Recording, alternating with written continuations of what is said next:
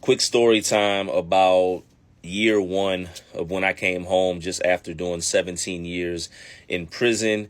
And man, how I almost ended up going back to prison for an extremely long period of time, probably forever, or could have quite possibly ended up in a box. I like telling this story because, man, we don't know. We don't know oftentimes until we're outside of the prison just how jacked up we are, how conditioned we are, how triggered we are, etc.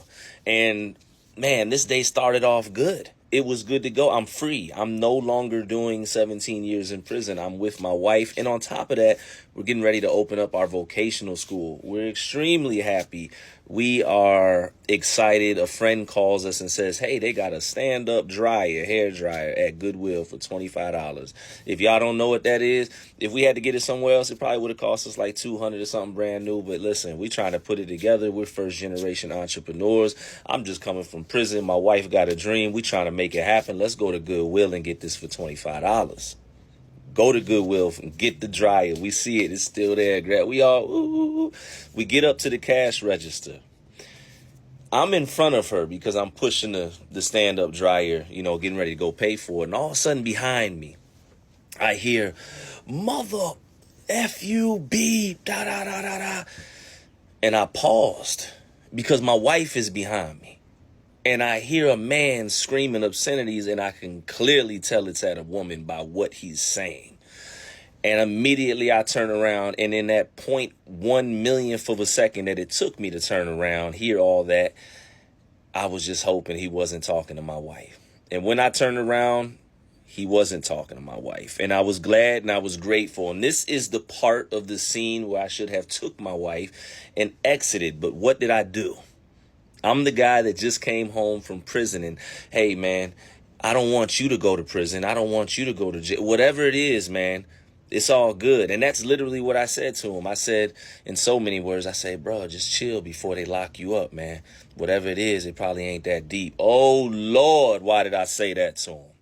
Because immediately after I uttered those first words, I became the enemy combatant. Now, I want to say the reason I didn't just take my wife and walk off, he was yelling obscenities at a room full or a group of women. It was at Goodwill. It couldn't have been that serious. And he was talking to the lady that worked there. She was older. I was just trying to diffuse the situation, be a good Samaritan. But I learned that in 2020, whatever year it was, 2020 or 2021, I first came home. There's no such thing as being a good Samaritan. There's no such thing. Same thing to this day. You understand what I'm saying?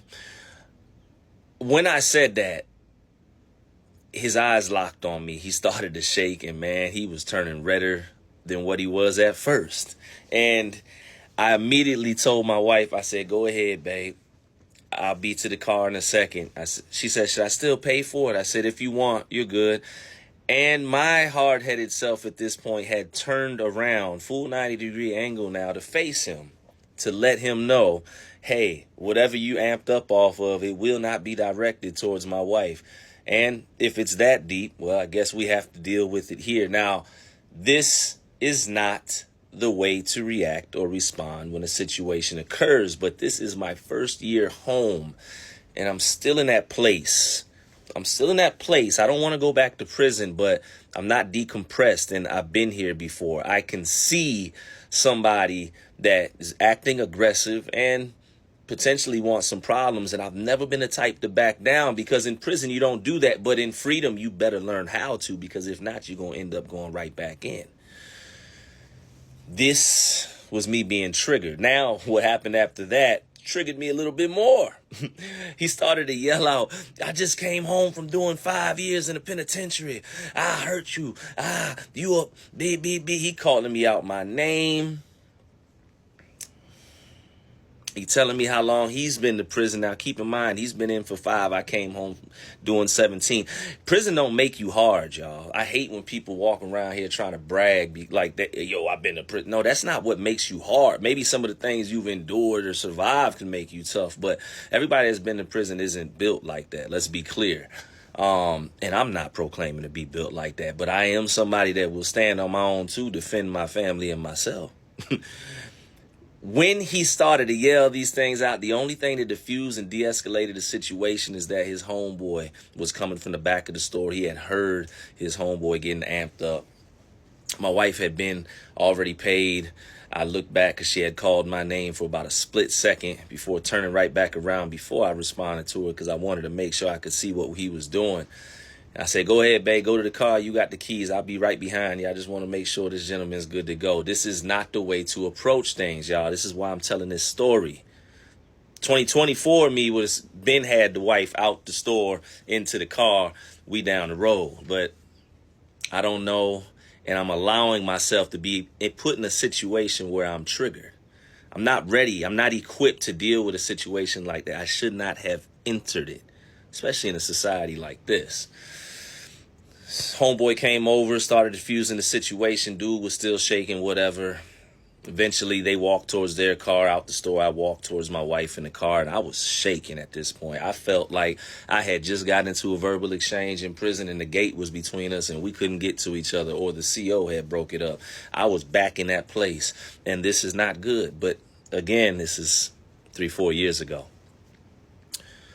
What was even more scarier, and I realized how conditioned I was to the penitentiary life, is before we had went to Goodwill, we were at the store opening furniture and all that, at the school opening furniture, putting stuff together. I had a box cutter in my pocket.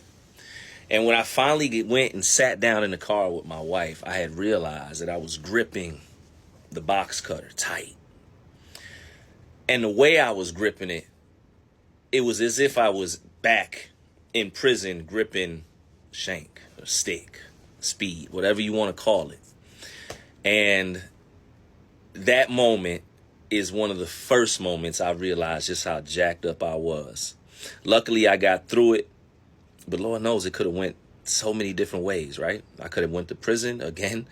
I could have ended up in a box. Who knows what dude would have been capable of. I'm not King Kong. Moral of the story is, man, pay attention to what you're triggered and don't put yourself in situations that you're not ready for, especially when you're coming home from prison. Emotional intelligence is key. Man, that was a close one.